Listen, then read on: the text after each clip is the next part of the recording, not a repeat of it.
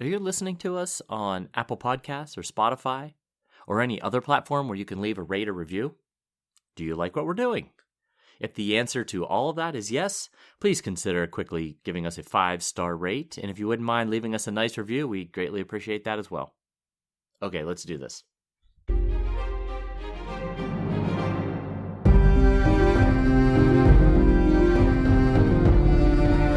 Hello, welcome to the Ghosts of Harrenhal. My name's Simon. And I'm Mackelly. Thank you for joining us for episode 280 of our chapter-by-chapter book review of A Song of Ice and Fire by George Martin. Today we're discussing chapter 8 of A Dance with Dragons, that's Tyrion 3. And as always, we're going to chat about the chapter and try not to spoil any future plot points for you, unless, of course, you have a Buy Me a Coffee Sustainer tier that includes spoilers. Then we will spoil things for you, but regardless, hopefully we'll provide you some entertainment along the way. We'll summarise what happened, discuss our thoughts on it, provide some useful background, compare it to the television show, indulge in a little pedantry, and cover some relevant news and listener correspondence. Be sure to check out the show notes, they'll provide some additional information about the characters and geography of this chapter. How are you, sir? I'm doing all right.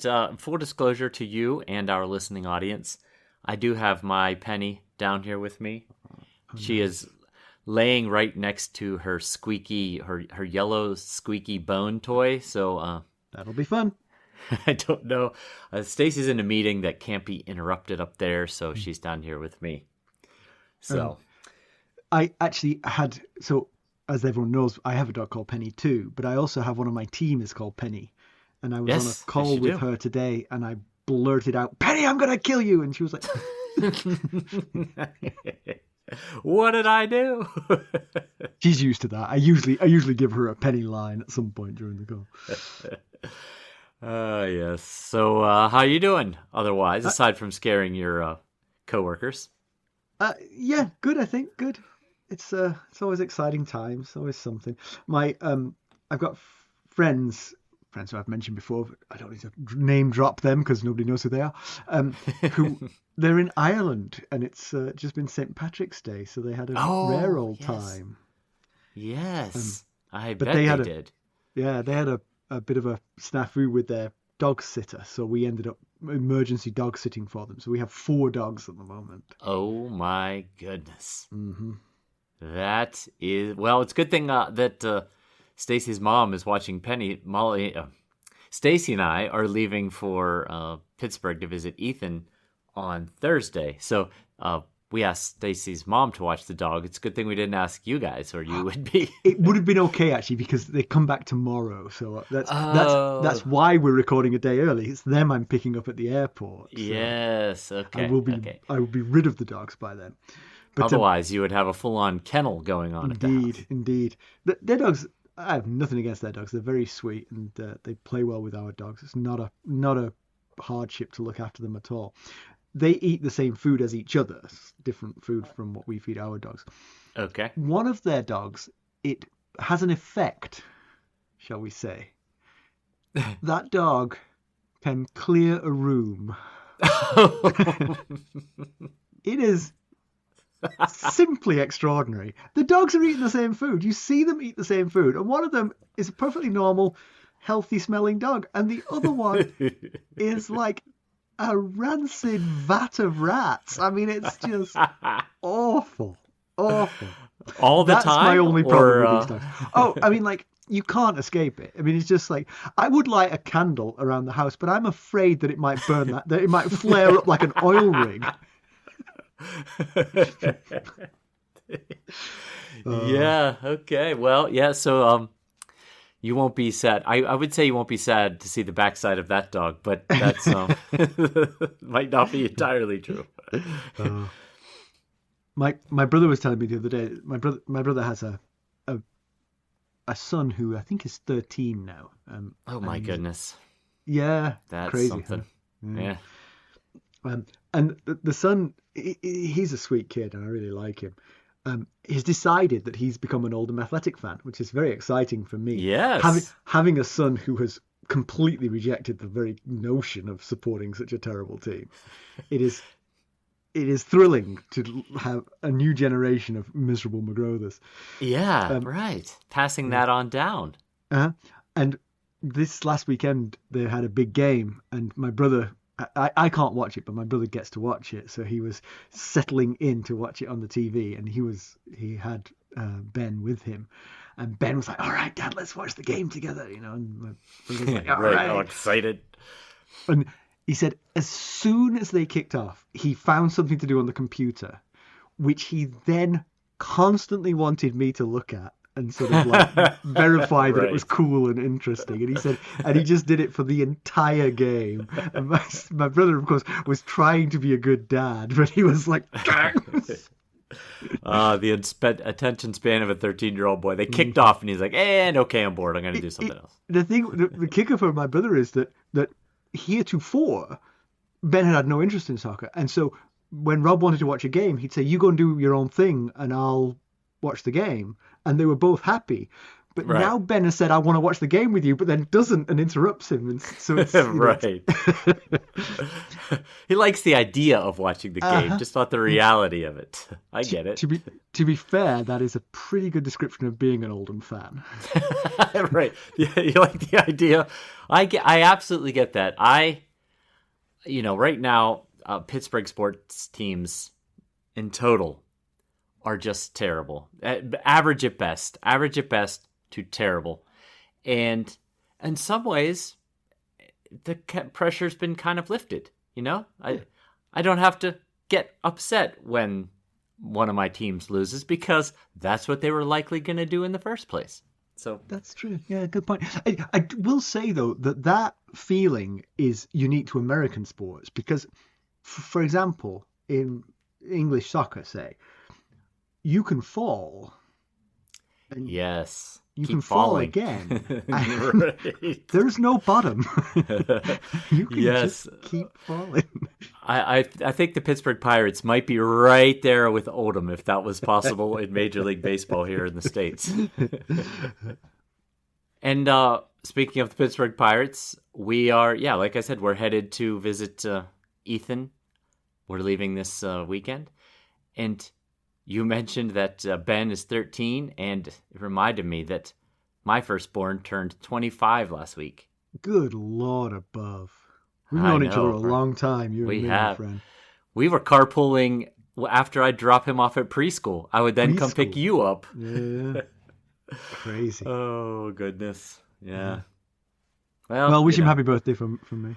Will do. It's the weirdest thing is that, these kids keep getting older, but yet we just stay the same age. We stopped. We absolutely stopped, yeah.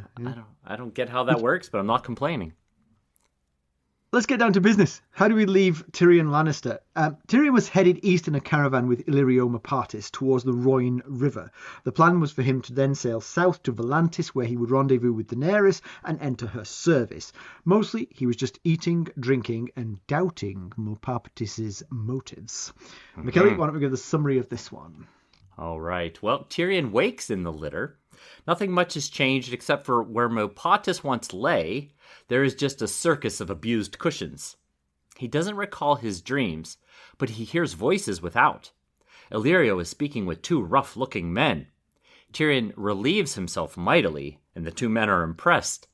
Tyrion asks the Magister if these are friends, and whether he should get his axe. The men are amused. The older sinewy man Haldon reckons that small men oft make unseemly boasts. He doubts that Tyrion could kill a duck. Ever the rascal, Tyrion demands the duck be brought before him. It turns out the larger, younger man, Sir Raleigh Duckfield, is known as Duck. Tyrion quails. By the way, did you notice the circus of abused cushions? I actually looked up what the collective noun for cushions was. And there isn't an official word, but circus is being sort of like floated as a potential collective noun for cushions. I like that. I liked the word, and now that I know it's even got some backing to it, that's even more impressive. I liked it too, yep. Laughing, the men move 6 chests from Illyrio's litter to their horses. Duck does the work, grumbling that he is the knight. Illyrio asks after our lad. Haldon says he's grown and recently knocked Duck into a horse trough. There's a gift for the boy, candy that he was always fond of. Illyrio explains, sounding almost wistful. The plan is to head downriver as soon as they reach the Rhoyne. There are various Dothraki Khalasars troubling the area, so Griff wants to make haste. Illyrio introduces Tyrion as Yolo. Tyrion thinks that that's a poor choice of name. It's a Pentosi name, and he looks nothing like a Pentosi. So Tyrion provides his true name as Hugo Hill. Haldon questions Tyrion on dragon lore. Tyrion passes, but the two men disagree on a point that they've learned from different histories. Tyrion asks Haldon if he knows where whores go. Haldon takes umbrage that a man like him would frequent brothels. Duck laughs that Haldon wouldn't dare. The lad would want to come along, and Griff would be furious. Since Duck seems to find the dwarf funny, he can ride with him, Haldon dictates. Illyrio waves them off with promise to be at the boys' wedding. Tyrion looks back and sees the Magister slumped and forlorn. Haldon antagonizes Tyrion with tales of the dangers to come, including the threat of grayscale. Tyrion is more afraid of that than of death. Duck relates his own life story. His father was a smith at Bitterbridge. Lord Caswell's son Laurent was precious and pampered. Tyrion accurately predicts that Duck didn't like the kid. Sure enough, when the heir stole Duck's sword, he broke both of Laurent's arms with a hammer and fled to Essos. He honed his skills in the Golden Company, and later Griff knighted him for his service in training Young Griff, while Dux attended his investiture and confirmed his nickname. They eat a simple meal, which is a relief to Tyrion after the indulgences of the litter. Tyrion wonders what is in the chests. Armour and clothes and gifts for Danaerys, explain the duo. Tyrion admires the road, and he and Haldon discuss the wonders of the world. Tyrion could recite them and wanted to see them all, but his father forbade him from following in his uncle's footsteps and touring Essos at 16. They could be relied on not to bring shame on the family. Instead, he was given charge of the drains of Casterly Rock. He sleeps in the saddle. He wakes, and they have reached the ruined city of Ghoyan Drohe on the banks of the Little Rhoyne. The city was ruined by dragons, but a few still eke out an existence. At the river, they're helloed by a teenage boy on the roof of the pole boat, the Shy Maid. The rest of the crew come out, and then Griff. He exudes command and is not pleased to see Tyrion. Mopatis has sent a letter to explain things. Griff reads the letter in his dim cabin with Tyrion in attendance. Griff won't share the letter, but from it he learns who Tyrion is and what he did to his father. Griff doesn't see why Daenerys would welcome a kingslayer into her service, but Tyrion points out that he killed those currently occupying her rightful throne. And he knows her enemies better than anyone. Griff agrees to take him to Volantis. Tyrion asks what will happen if the news of dragons proves false. Griff gets angry at the suggestion. Guard your tongue or lose it. Uh-oh. So, yeah. Well, these two should have an interesting ride together. Yeah. I mean, float. Tyrion could always guard his tongue, I suppose. But yeah, that seems unlikely. Of all the outcomes, that's the least likely. Yes, it is. So for me, a lot of this chapter, I know normally we do this sort of like discussion part sort of sequentially, but for me, sort of like the underlying thread of this chapter is maybe the most interesting part. It's the continued unveiling of young Griff. Right. Because we'd heard about him, and we'd heard about Griff as well to a certain extent, but the fact that Illyrio Mopatis supplied candied ginger for the lad, knowing that he always liked it. Yeah. That's an interesting little... Because Illyrio doesn't exude warmth to others. Although, to be fair, he seems to treat his slaves and servants better than average. Sure. Yeah. Yeah. And he thinks that they all think so highly of him that none would dare betray him. So he must think he's doing them a pretty decent service as his servants. But yeah, like you said, he brought these presents, and he had hoped to continue on to Ghoyan Drohe and feast with them before they shipped off. So, I mean, was the only reason that he came all this way was for that feast? I mean, why else come all the way out here just to turn back in the middle of nowhere? So, yeah, and presumably the litter couldn't keep up with the horses, so he couldn't even come along just to see him. It was like, we're going now, and we're going quickly, and you can't come with us.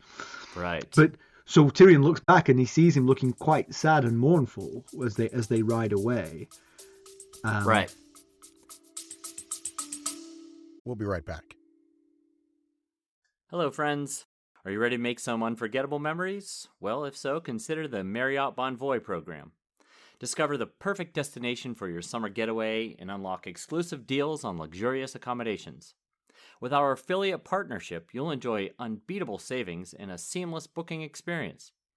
Don't let summer slip away. Visit Marriott Bonvoy today and make this vacation season one for the books. Use our Ghosts of Harrenhal affiliate page to check it all out and buy Bonvoy points or give some as a gift. The link to our page is in the show notes. And it makes, it leaves us with nothing but conjecture and discussion about what is this connection. Maybe Illyrio is just a doting uncle-like figure, It doesn't seem that he has any children of his own, so maybe he's developed a fondness for this boy because he clearly respects Griff. So maybe he's gotten to know the boy as well. Yeah, I mean, the way he acts, it's like it is his own son. But There's no reason for his own son to not be with him. It's not like he's in the wind. I mean, like, if it is his own son, why doesn't he live with him? Why live this nomadic life?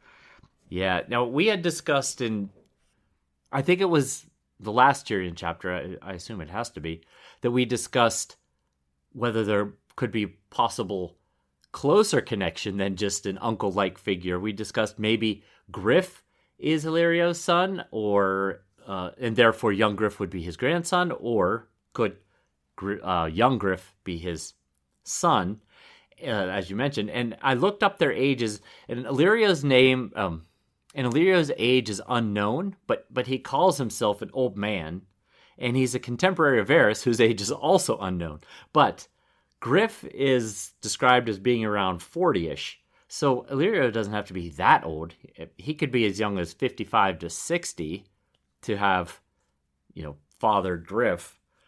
And the boy mentions that his mother is a lady of Tyroshi, and Illyrio's wife, second wife Sarah, was from Lys. They're not, it's not the same place, obviously, but they're, same region of Essos anyway. Yeah, but all of that seems to sort of stumble on the why would you have your child fostered by a sellsword in the middle of Essos when you live in a manse in Pentos? None of that seems to make a lick of sense. Yes, and he also mentions that he will see the boy at his wedding, which seems odd to be planning a wedding alongside planning the conquering of Westeros. Mm-hmm. Those are both two pretty big undertakings. You might not want to do them simultaneously. And the way you just said it wasn't crystal clear. So for listeners who haven't read, we're talking about young Griff's wedding, not Illyrio's wedding. It was young Griff's Good distinction. Yeah. Yes, thank you for clearing that up. Yes. Yes. Now strange, because we hadn't heard any rumor of this, I don't think. But I don't believe we have. Well, where is young Griff going? He's going down the Rhoyne to Volantis, where Tyrion is supposed to rendezvous with Daenerys Targaryen. Is there some plan here to marry him to Daenerys Targaryen? Right, and if so, on what grounds? We just came from recently a Quentyn Martell chapter where he's planning on marrying Daenerys Targaryen, but Quentyn Martell is the son of the Prince of Dorne. Young Griff is the son of a blue-haired sellsword. So, right. Now, it does come with the backing of the Golden Company. Do they figure, does Illyrio and I guess Shadow Varys figure that the backing of the Golden Company is so important to Daenerys that she would marry the son of a sellsword in order to get their backing? I mean, young people make dodgy decisions. I'm looking at you, Rob Stark. But yeah, it doesn't seem enough to me. I mean, given what she needs, if the Golden Company arrived and said, if you marry this kid, we'll be yours, she'd be like, Dracarys. I have one word for you. Exactly. Maybe could Young Griff secretly stem from House Blackfire? We had talked before about Illyrio's wife Sarah being from Lys. I just mentioned it, and she has the traditional Lyseni features: silver gold hair, blue eyes, and the Golden Company is primarily located in the disputed lands.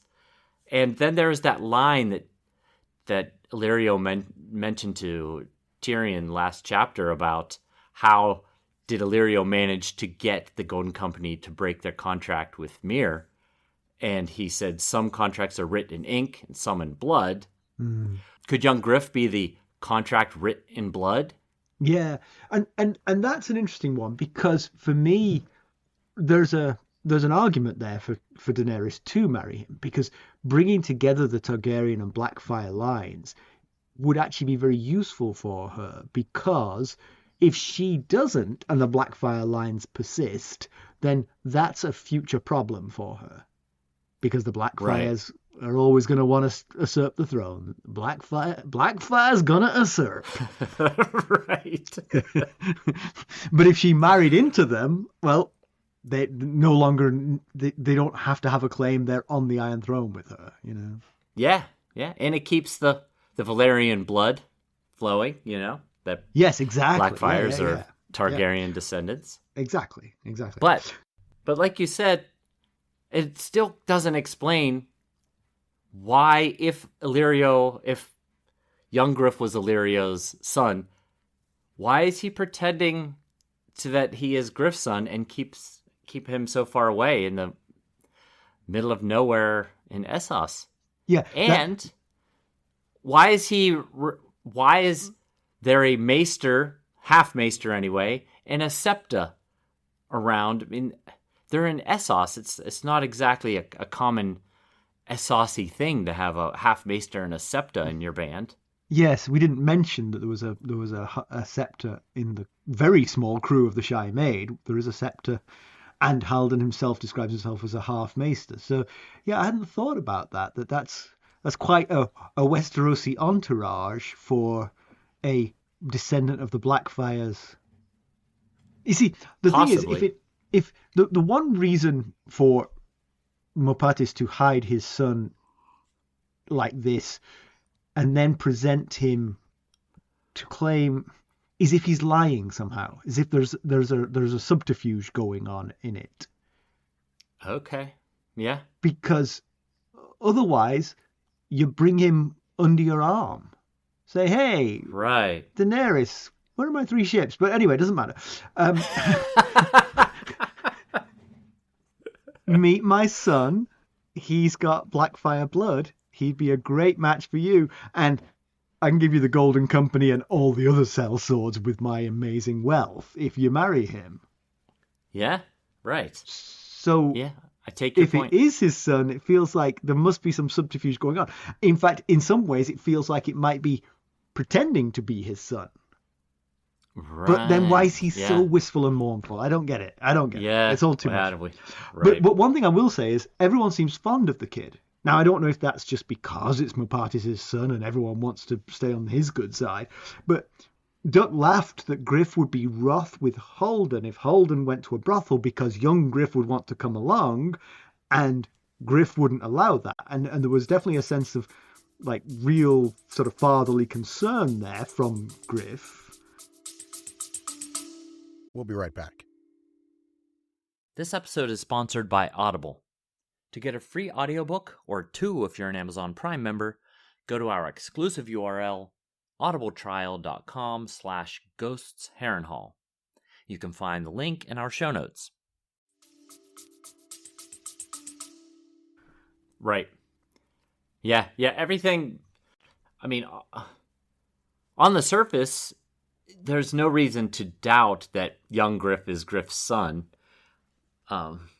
It's just there's some underlying things that make you wonder and that don't entirely add up. Yeah. The boy himself is 15 to 16. He's got a likable air. He dyes his hair blue, which is the Tyroshi fashion. But he doesn't look Tyroshi to Tyrion, although he didn't say he looked Valyrian either.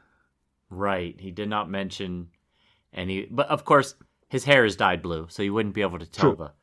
the hair, but the the purple eyes would. Yeah, he did notice that Griff's hair was also dyed blue, but he could see his red beard growing through it. So Right. Yeah. That hair dye is convenient to hide any noticeable characteristics. From the hair department anyway. Yeah. So I mean, it's just one more thing. We'll see if it's done. But Tyrion sees through the hair to a certain extent because and he must see something because not only does he ask about it, but he actually says that won't fly in Westeros, suggesting that he's got Westerosi features in some way. Why else would he say that? If he looked Essosi, why say that won't work in Westeros? Maybe it's just the fact that the ultimate plan is for this group to make their way to Westeros when the Golden Tyrion Company joins. But does Tyrion? Well, he knows that this group is going to meet the Golden Company, and the Golden Company is going to help Dany win back Westeros. So maybe he's just making the assumption. Aren't they just accompanying Tyrion? Isn't Tyrion the reason for this journey? At least in Tyrion's mind. Yeah, I guess it depends on whether Tyrion is making the assumption that the sellsword that is Griff is a member of the Golden Company. Good point. Yeah. Tyrion's not the only one who's suspicious, because Griff is also wary of Tyrion, and honestly, I can't really blame him, because once again, at the end of this chapter, Tyrion leans into the false rumors and accusations about him. Griff says, "So Tywin Lannister is dead at your hand," and he says, "Well, technically my finger, this one right here." And then he says, "I also poisoned my nephew and watched him choke to death, and I plan to kill my brother and sister," which, those kind of admissions will make anyone wary. And if you're so disloyal to your family, how loyal could you be to anyone else? And that's Griff's exact response. Why would the queen want service of a kinslayer and a kingslayer and a betrayer? Yeah, but I will say Tyrion's response makes a lot of sense. The first part is a bit flippant, hey, because I've done her loyal service by killing those people who are on her throne. But the second part is even more compelling, which is nobody knows their minds better than I do. Yes. I can give you insight that nobody else will be able to. And that's genuinely a valuable offer. He ticks off several things that he would be able to provide Dany that are of use. And yes, the intel on the family, usefulness of various lords that are going to be loyal to the Targaryens, the Lannisters, and lords that can be bribed. He definitely has the most recent account of the vibe in Westeros compared to anyone else, here in Essos, save for Quentin Martell, of course. But there is one. I'm not sure how many. He says I can deliver her allies. I'm not quite sure how many allies he can deliver her in Westeros. I was trying to think of who he might be able to deliver, and the only one I could come up with was House Duckworth because of Bronn. Well, I didn't really see it as delivering, more a sort of sense of giving you a priority list of possibilities, that he knows where the possibilities are, where there's local strife that you could take advantage of and get one, Yeah, sure. For instance, one of the Brackens or the Blackwoods would probably come over to her side in a heartbeat, and actually you probably get both of them if you tell them the other one isn't. Right. That's true. Yeah. I could see how he could make the argument that is providing her with allies, because guiding her to which he ones can't to deliver pursue. them, but he can certainly help her attract them, I think. Yeah. And the thing is, of course, the other person who would have this potential intel is Barristan Selmy, but you just feel like Barristan just can't play the game. He would see them all as, oh no, they're all loyal to the crown. Why would they, Yeah. And the final thing he mentions is that he has dragon knowledge, and he knows certainly knows more about dragons than Daenerys does, than Barristan Selmy does, or anyone around her. So he actually might be useful with what he has learned. He spent a lot of time studying dragons, so he actually could be useful there. Although Haldon Half-Maester held his own, I felt. Yeah, although they disagreed on they did disagree on some things, yeah. which dragon was being pursued there. So Tyrion also has suspicions about Griff. There's a two-way street of suspicion here, because he catches Griff in a lie, and then from that point onwards he thinks that everything he's telling is a lie, because Griff can read. He reads the letter in front of Tyrion, but he's supposed to be a sellsword. It feels like that sort of seems a bit incompatible. Not impossible, but a little bit incompatible. He denies being a knight when Tyrion calls him sir, but Duck had already told him that Griff knighted him, and only a knight can knight someone. So that's one of them's lying. Maybe Duck isn't a knight after all, but it feels like he definitely caught him in that lie. Then Tyrion calls him a lord, and now it feels like at this point Tyrion is actually probing at things now. He's got an idea in his head and he's poking his finger into it. And again, he denies being a lord, and Tyrion again thinks he's lying. Now, that one, I don't think he had any direct evidence for, but he obviously has a suspicion. Yes, there's definitely a lot going on there. There's a knight who's not a knight that recently knighted someone. Mm-hmm. Now, we don't have any evidence that he is a lord, but there's not a lot of, especially sellswords, but even knights that can read, There's, unless you are from a great house, it's very rare that you would be able to read. But I will say, actually, if he's a long-time ally and worker for Illyrio Mopatis, I can imagine Mopatis insisting that he learn to read before he sent him on his way, So it is, it's not ridiculous that a sellsword would be able to read, but there's definitely... that makes a lot of sense. There's some suspicion. Certainly Tyrion is very suspicious of who he is. And then Tyrion, after testing him on being a sir, calling him lord, then calls him my friend. And for the third time, Griff denies him in a rhetorical flourish. I actually think this one was true. I don't think they're friends. Yeah, I think you're right. There's actually a line at the end of the chapter that we'll discuss in spoilers that is very much under the radar. Yeah.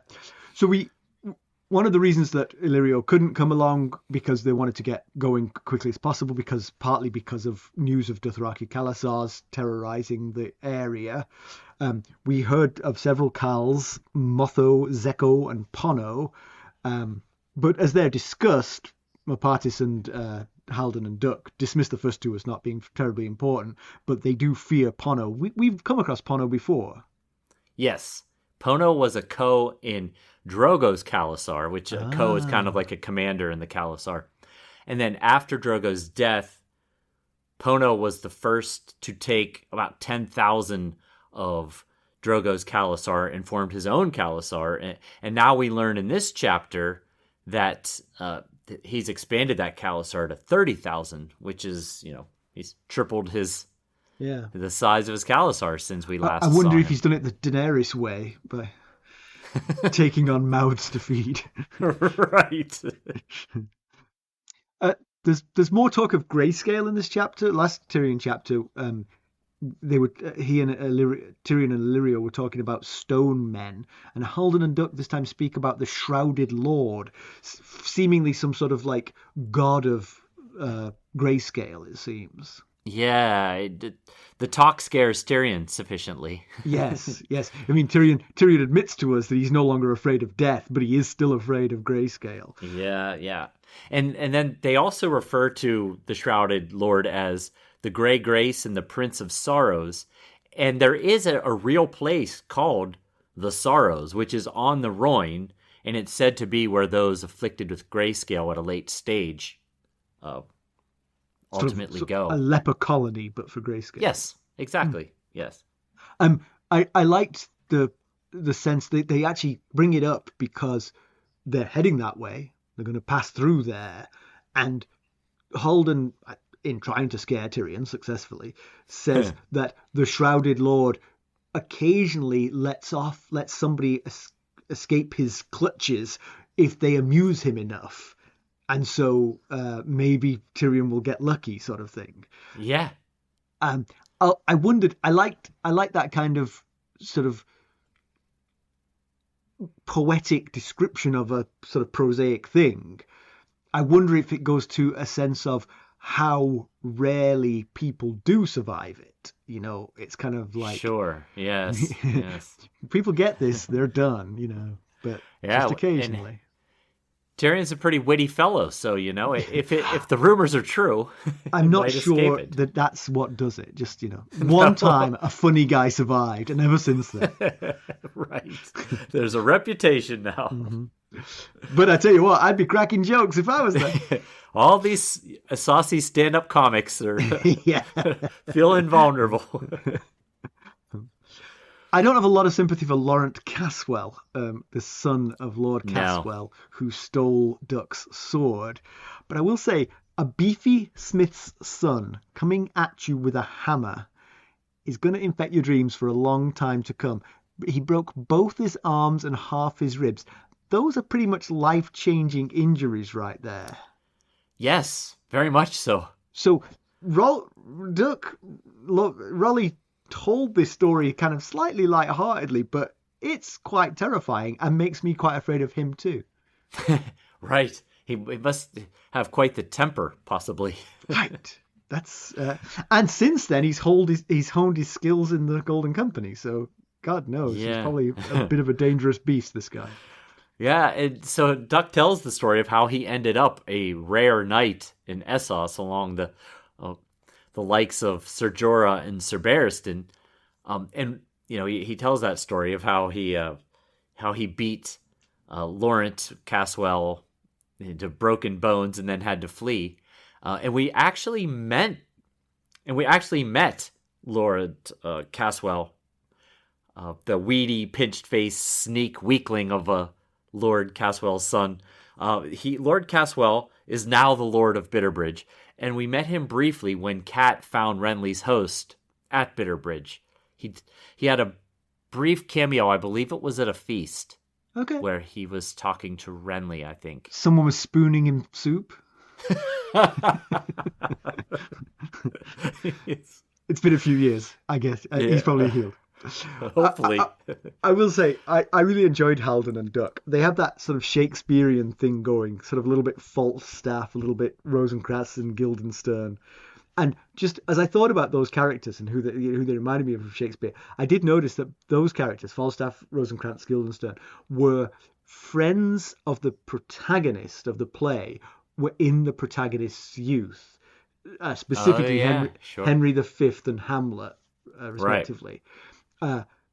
Perhaps a nod towards Young Griff's looming importance. Perhaps they are that to Young Griff as Falstaff / Rosencrantz and Guildenstern were to Henry Hamlet. I like the theory. Yeah, just a thought. Good stuff. Yeah, I like it. I like to highbrow it just occasionally, you know. Right. Like yes. that. Yeah. You're throwing around Rosencrantz and Guildenstern, and I was thinking Laurel and Hardy and Abbott and Costello. I was thinking SpongeBob and Patrick. But did it alarm you at all that Illyrio is like the mastermind behind this, probably alongside Varys. We know alongside Varys. We were there for that conversation.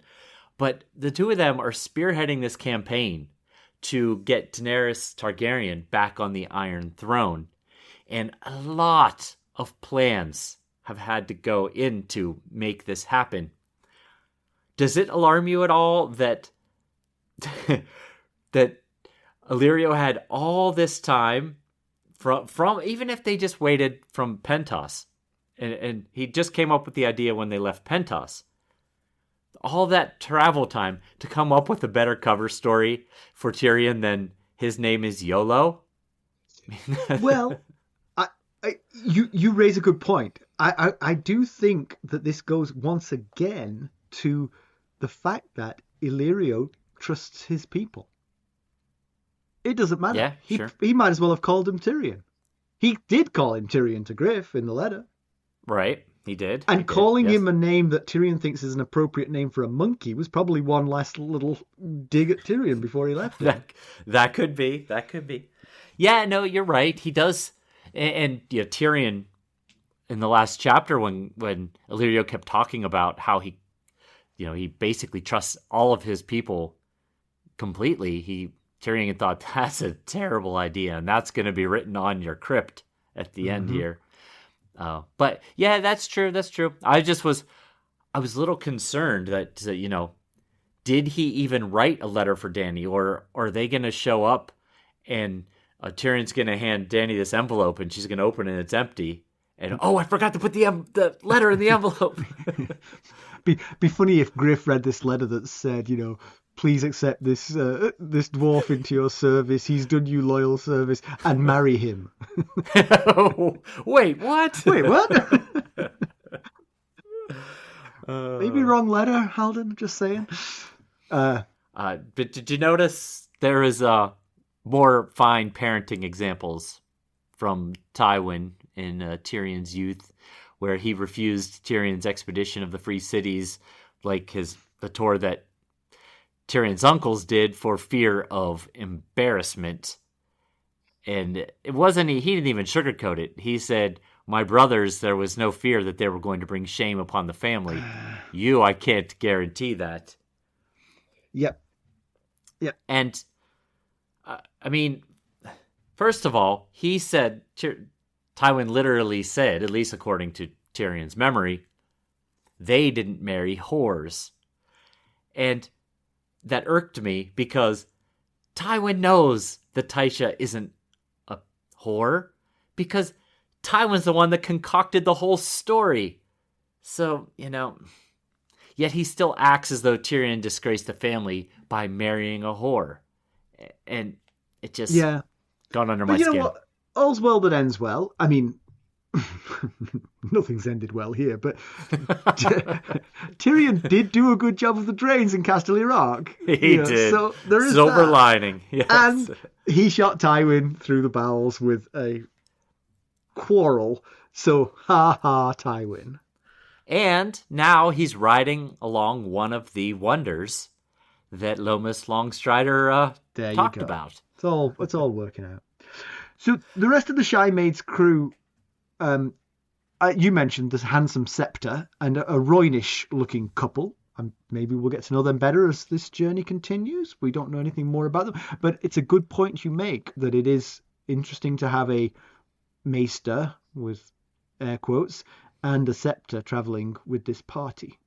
Yeah. And now the other two are the Rhoynish looking couple. We are on the Rhoyne, so maybe that's not terribly surprising, but I would have local help to navigate a river if I could. Yeah.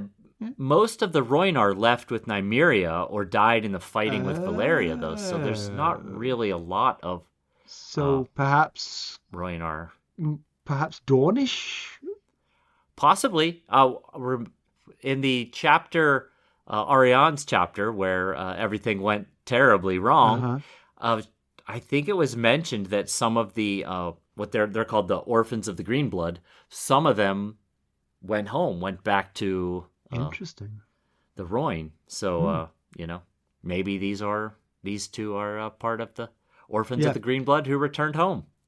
And the chapter ends with Tyrion questioning Dany's fantastical stories of dragons, which of course, still you'd meet that with skepticism if you hadn't seen them with your own eyes. But right.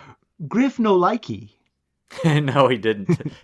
And he does make a good point. Tyrion's very flippant and lighthearted about things. And Griff says, hey, listen, lives are at stake. Careers are at stake. Everything is at stake. This isn't just this isn't just some game. And Tyrion thinks, in fact, it is a game. It's the Game of Thrones. Mm-hmm. So he doesn't know Tyrion yet. He doesn't know that Tyrion can take things seriously even when he makes treats things like they're a joking matter. That's very true. That is very true. And you will get to know that if you hang around with him long enough, which the length of this river, they're going to hang around together for a while. Right. All right, time for some spoilers. Join at the higher levels of the Buy Me a Coffee Sustainer tiers. You could get in on the spoilers. Fantastic. All right, give me some background. Okay, well, Tyrion and Haldon discussed Lomas Longstrider and explained to Duck that he was basically the greatest and most influential travel blogger of all time. He's basically Planetos' Samantha Brown. I don't know if you know who Samantha Brown is. She's I thought that she is a long time TV travel host that I've followed for like 20 years. Anyway, we know all over that the he was world. Yes. I followed her on television as she travels all over the world.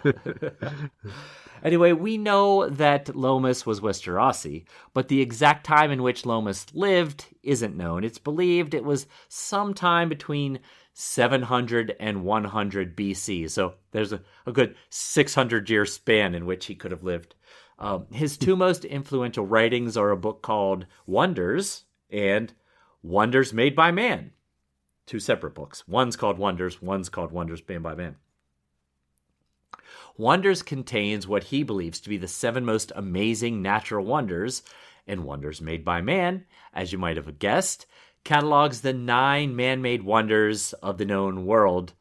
One of the man-made wonders are the Valyrian roads that crisscross Essos, one of which Tyrion has been traveling on for the past couple chapters. They are on the list, and not all 9 have been revealed in the story, but we do know 6 of the 9. We have the Valyrian roads, as I just mentioned. We have the Wall. No surprise there. Yeah. The Titan of Braavos. Yeah, check. The Triple Walls of Karth.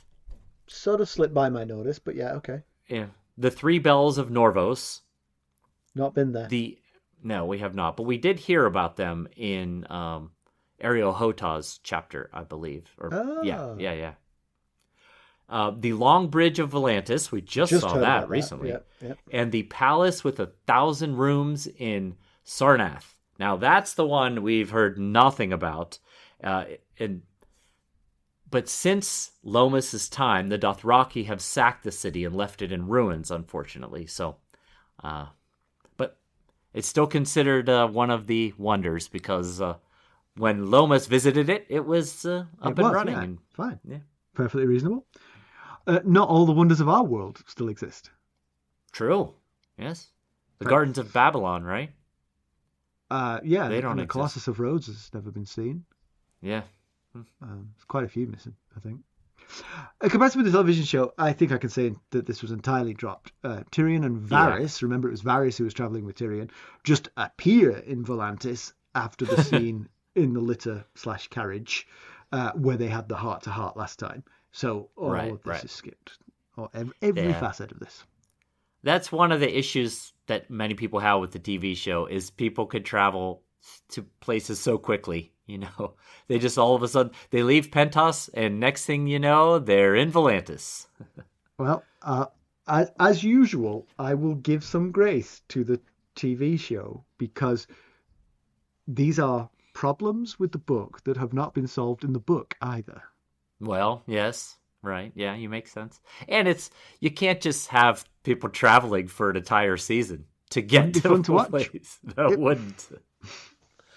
All right, pedantry. I didn't see anything here, but I really enjoyed this chapter, though. I thought it was good. Yeah, no, I don't have anything either. News and notes. You know what? Just something that about Pedantry Corner.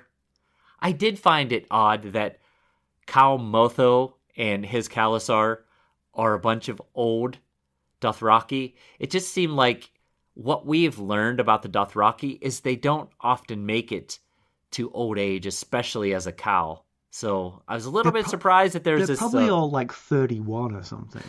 Right. Yeah. I'm picturing this geriatric Khalasar running away from all their foes.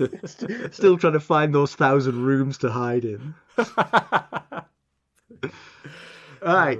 Give me some news and notes. All right. Well, we don't have much today, but George Martin is part of an ownership group opening a new cocktail bar in Santa Fe, New Mexico called... Milk of the Poppy, of course. Of course. And the creative director for the new establishment, named Al LaFleur, calls it a medieval apothecary meets craft cocktail bar.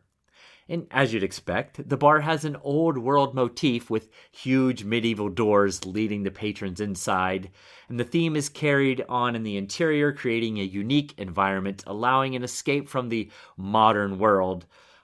They don't serve any mind-altering beverages, as you might think, with the name of the joint. However, the menu... Regular mind-altering beverages. Right, yes. That's true. Thank you for pointing that out. The menu consists of regular cocktails and drinks, but also specialty drinks that incorporate antique techniques, flavors, and ingredients. And Milk of the Poppy is located in the same building as George Martin's Beastly Books and the Jean Cocteau's Cinema. And its heavy, ancient-looking doors open for business on March 21st. I'll have to make a pilgrimage. I really like Santa Fe. It's a beautiful place. You know, I was just thinking that earlier fun today. Things to do, yeah. Yeah, maybe we should do a live on location episode. Oh, that'd be cool. Get George on. Yeah, get him to answer some questions. We'll just show up at his door. Say, look, George, just 20 minutes because we want you to get back to your writing, okay? Right. Let's conclude this one. So Tyrion is making progress and friends. I put a question mark after friends. He hasn't made a lot of friends here. I think Duck likes him, but Duck is also just a little bit scary. We know one person who isn't his friend. At least according to that person. Yes, right, yeah. And, you know, there's something going on, something unusual going on with the Griffs. We don't know what it is yet. But it is tantalizing. It really is. Yes. It feels like a beautiful new sort of flower of the story is about to open up when we discover who he is, and the clues are there to make it very, very interesting anyway.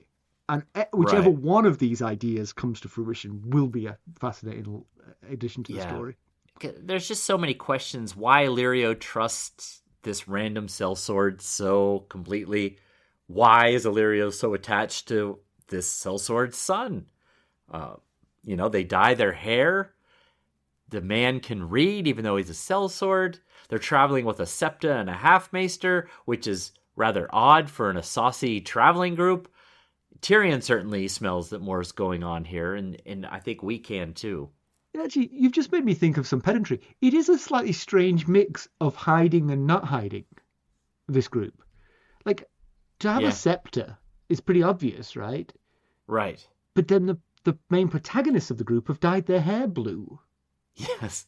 Why would they need a septa in their group if they are Tyroshi, from Tyrosh? Yeah. And then, here's Tyrion. I mean, you recognize him. He's got no nose. He's a dwarf, pretty famous. Let's call him Monkey Boy. It's sort of like it's some deep cover and some we don't care. Right. Yeah, that's true. It is quite a mixture there. All right, next we have Davos, which is the chapter that I've read, where we're going to find out something incredibly exciting about the parentage of Jon Snow, let me tell you. Oh, how exciting. Wait, I thought Davos was dead. Yes, he isn't dead yet. The problem with time travel, he's his own grandfather. When you read the chapter, were you able to alert him, give him a warning? Whatever you do, don't go to White Harbor. All right.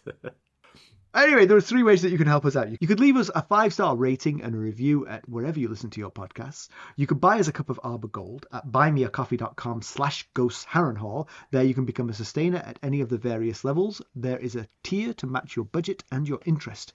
And the upper tiers get you the spoilers. Donate to our cause directly through our website, ghostsofharrenhal.buzzsprout.com. And hey, if you're looking for more ways to interact with us, well, one thing you could do is you could send us a text. The link is at the top of every episode show notes. Just keep in mind, we have no way of responding, but we do enjoy reading them.